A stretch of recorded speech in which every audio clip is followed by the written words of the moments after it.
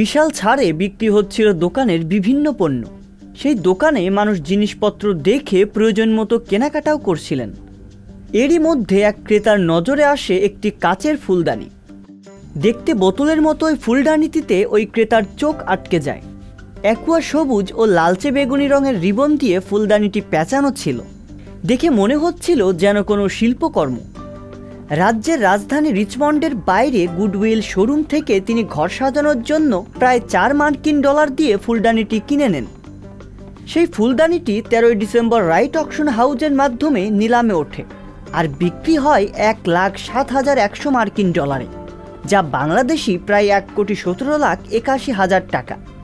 ফুলদানিটি যিনি কিনেছেন তিনি ইউরোপের নাগরিক।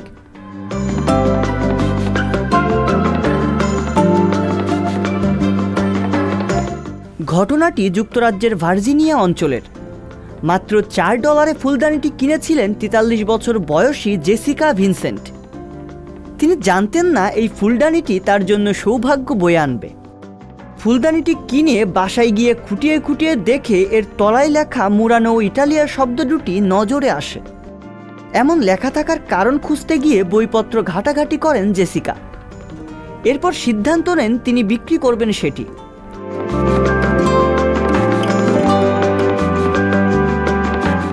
গত জুনে ফুলদানিটি কেনার পর ফেসবুকের গ্লাস আর্টের গ্রুপে এটির ছবি পোস্ট করেন। সেখানে একজন মন্তব্য করেন, এগুলো খুবই বিরল। এ ধরনের জিনিস যিনি সংগ্রহ করেন তিনি অবশ্যই এটি পছন্দ করেন, কিন্তু বেশিরভাগ মানুষেরই এটা কেনার সক্ষমতা নেই। জানা গেছে ফুলদানিটি ভেনিসের শিল্পকর্ম। দ্বীপটি 13 শতাব্দী থেকে এমন শিল্পকর্মের জন্য বেশ বিখ্যাত। ফুলদানিটি বিখ্যাত কাচের কোম্পানি ভেনিনির তৈরি। এটি নকশা করেছিলেন ইতালীয় স্থপতি কার্লো স্কারপা। 20 শতাব্দীর মাঝামাঝি ইতালীয় গ্লাস নকশাকারদের মধ্যে স্কারপা ছিলেন সবচেয়ে ভালো নকশাকার। তিনি 1942 সালে একটি সিরিজ তৈরি করেছিলেন। এই ফুলদানিটি সেটিরই একটি।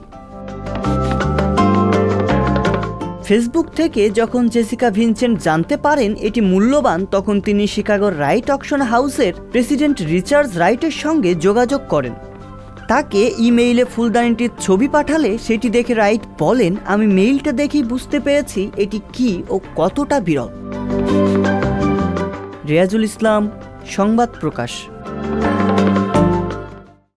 সংবাদ, ফিচার ও অনুষ্ঠানের জন্য ভিজিট করুন সংবাদ প্রকাশের ওয়েবসাইট এবং যুক্ত থাকুন ফেসবুক পেজ ও ইউটিউব চ্যানেলের সঙ্গে।